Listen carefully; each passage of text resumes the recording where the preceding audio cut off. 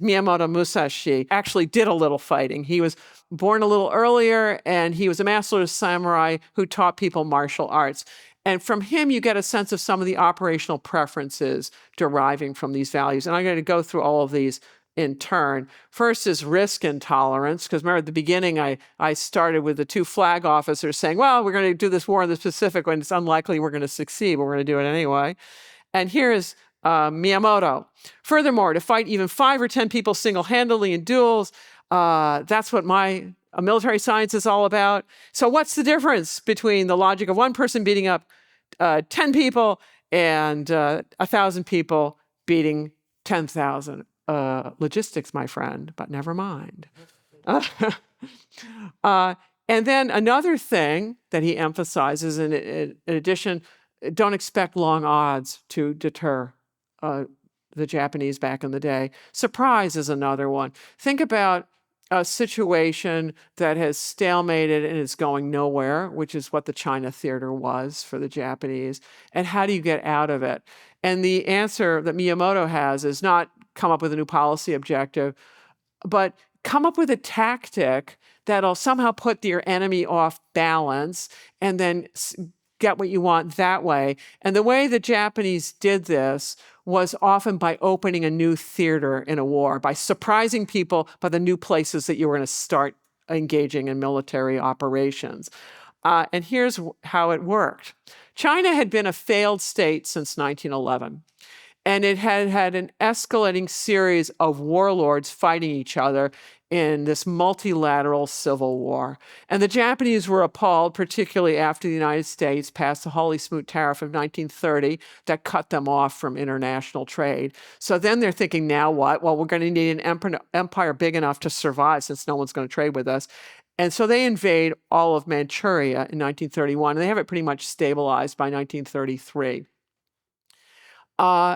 So, okay, that was surprise number one. But the rest of China is a mess. And the Japanese, it's coalescing into a bilateral communist nationalists under Chiang Kai-shek, communists under Mao Zedong fight with increasing dosages of Soviet aid. And the Japanese are appalled with all this. And so it's time to surprise everybody again in 1937. And that's when they invade all the way down the Chinese coast and up the Yangtze River. And it works. They take a lot of territory really fast, but then they get to the end of the railway system. Oh, and by the way, China's not pacified. It's just churning. And so now Japan is even more overextended. As a result of doing that, Russian aid goes up, and then you're going to get US aid in there. So the problem's actually getting worse. Okay, time for another surprise, really big one.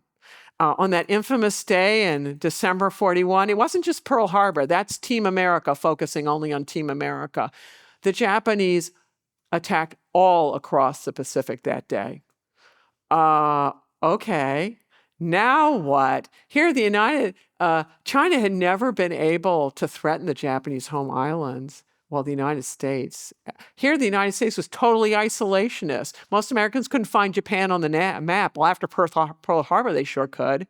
And suddenly the United States isn't isolationist anymore, and they're coming to get the Japanese. So you can see the samurai values in operation here. Just try harder, more dosages of willpower. Eventually you'll win, or you'll die trying. Okay.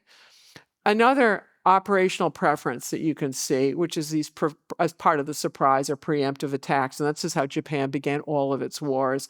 The first Sino-Japanese War and the second Sino-Japanese War, Russo-Japanese War, and the Pacific War. This is how all of them began. And finally, Miyamoto offers some advice on how you break the enemy willpower.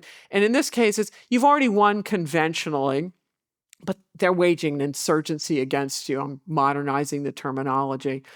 And the idea is you want a psychological victory. You want them just to quit. And somehow you're going to break their will to resist. And I suspect this is what the Japanese thought they were doing in the rape of Nanjing and other atrocities, that they were going to do these horrifying things and that would break the will of the other side. Okay, be careful whom you put on death ground.